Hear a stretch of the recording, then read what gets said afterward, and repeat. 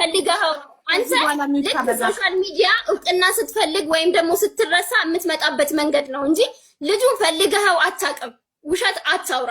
ሲጀመር እኔ ልጄን አንቀባርሬ ያሳድገዋለሁ። የማንም እርዳታ 5 ሳንቲም ማንም ወጥቶ ይሄን ያህል አደርጋለሁ ቢለኝ አልሰማም። ምክንያቱም እግዚአብሔር ነው እንጂ ዛሬ ላይ ያቆመኝ ማንም አይደለም። ስንት ሺህ ህዝብ ነው የሰደበኝ። ልሰደብ ለልጄ ነው። ክብሬን ያጣሁት ማንነቴን ያጣሁት ለልጄ ነው። ትላንትናዬን፣ ልጅነቴን፣ ጨዋታዬን ያጣሁት በልጄ ነው።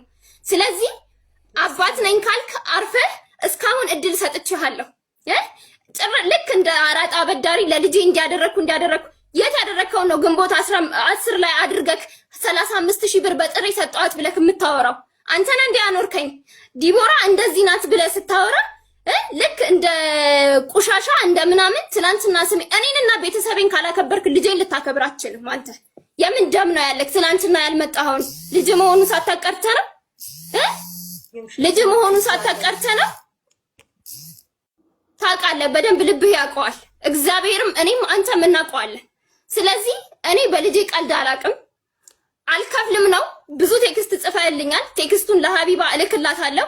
ስለዚህ አባት ብቻ መሆን አትችልም። አንተ እየመጣክ እኔን መበዝበዝ አትችልም። ከህይወቴ ውጣ፣ እስከ መጨረሻው ውጣ። ህይወቴን ለማበላሸት ነው አንተ ገና ልክ አሁን የሆነ ስራ ስሰራ ይመጣል። ዲቦራ ስሜን አትጥራ፣ በቃ ቤተሰቤን አትጥራ፣ አጠገባችን አትድረስ፣ ሰላም ስጠን። አንተ ከመጣክ ነው ሰላም ያጣ ነው። ስንትና ስንት ተረጋግቼ ነበር ኑሮዬን የምኖረው ልጄን እያሳደግኩ የነበረው። አንተ ማውራት ስለቻልክ እኔ ሶሻል ሚዲያ ላይ ካሜራ ፊት ለፊት መቀመጥና መናገር ስላልቻልኩ ብቻ አንተ የፈለከውን እኔ መናገር አትችልም። ሲጀመር ማለት ነው ህግ ቢኖር ይሄኔ አንተ እዚህ አልነበርክም። ያኔ ነበረ መያዝ የነበረብህ። ስንትና ስንት በስም ማጥፋት ስከስት ያኔ ነበር መታሰር የነበረብህ አንተ። ዛሬ አልነበረም። ዝም ስላልኩ ልርሳ ስላልኩኝ ነው። ምን አትርሱኝ አልክ አንተ። ከሶሻል ሚዲያ አውቃለሁ። ሶሻል ሚዲያ ፈልገክ ነው የመጣኸው። እውቅናን ፈልገክ ነው። ከሚስት ጋርም ተነጋግረሃል። ስትመጣ ፈልገኸው ነው የመጣኸው። ስለዚህ እኔን ሰላም ስጠኝ። የተረጋጋ ህይወቴን አትበጥብጥ። ልጄን እንዳሳድግ እርዳታን አልፈልግም።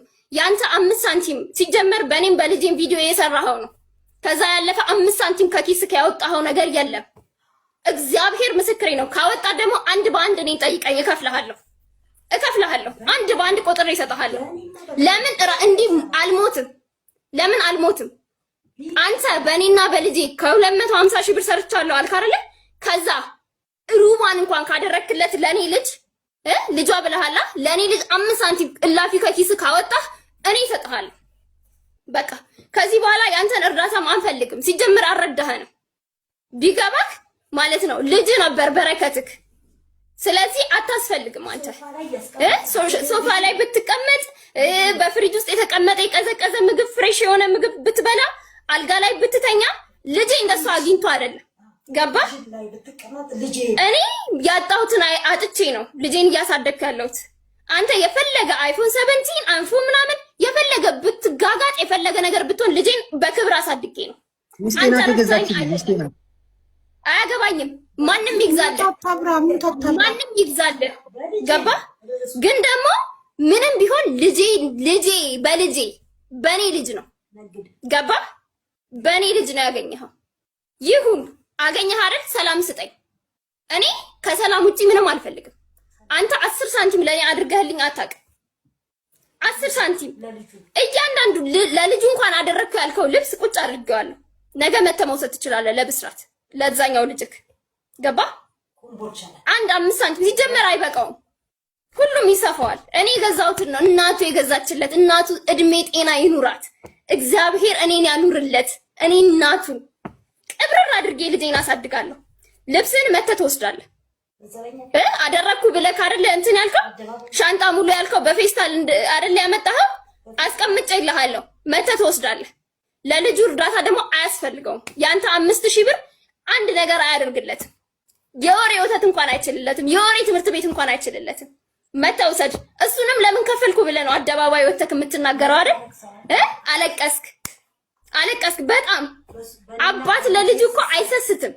አባት ለልጁ አደረኩ እያለ በታይታ አይሰጥም። አንተ ቂጥህን አደልበህ ልጄ እንትን ልትልበት። ኧረ እባክህ ደለብክ እኮ አሁንማ እንደ ከብት ነው የምናደልብክ። ሁለተኛ ልጅ አጠገብ እንዳትደርስ። አደባባይ አውራ 5 ሳንቲም አልፈልግም። ህግ ከፈለክ እንሄዳለን። እንዲህ አለችኝ በል እኔ ይሄ በአደባባይ ፊት ያው ሪከርደሮችም ይኖራሉ። ያንተን 5000 ብር አንድ ድንቡሎ አልፈልግም። ለኔና ለልጄ ሰላም ስጠን። አጠገባችን አትድረስ።